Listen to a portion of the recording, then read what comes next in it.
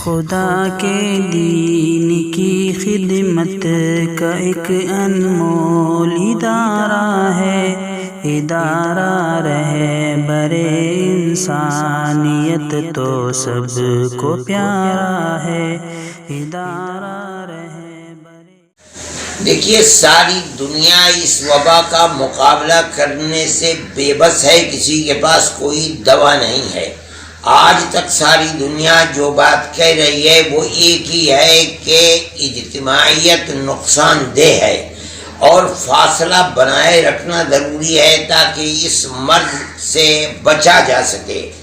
اس لیے ہمارے بزرگوں نے، علماء نے، سب نے مل کر کے ساری دنیا کے اندر یہ فیصلہ کیا کہ اجتماعیت مذہبی مقام پر ہوتی ہے، مسجد کے اندر بھی ہوتی ہے۔ اس بنیاد کے اوپر جماعتیں مسجد کے اندر نہ کی جائیں بلکہ اپنے گھروں کے اندر پڑھیں۔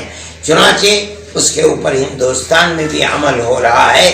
اب سامنے رمضان کا مہینہ ہے جو بڑی خیر و برکت کا مہینہ ہے، اور مسلمان اللہ کی رحمت اور اس کی مغفرت کو حاصل کرنے کے لیے رمضان میں اجتماعیت کرتے ہیں اور مسجدوں کے اندر مجمع ہوتا ہے۔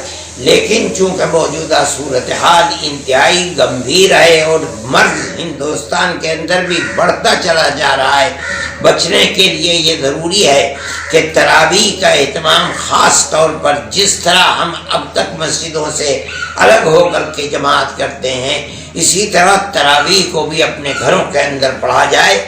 مسجد کے اندر صرف امام اور مؤذن اور زیادہ سے زیادہ 2-3 آدمی اگر پڑھ لیتے ہیں کوئی حرج کی بات نہیں ہے، چاہے تراویح علم تر کیف سے پڑھنی پڑے یا پورا قرآن اگر کوئی حافظ ہے تو وہ پورے قرآن کو پڑھے، لیکن اجتماعیت کے ساتھ نہیں، ورنہ اس مرض کے اوپر قابو پانا بڑا مشکل ہے۔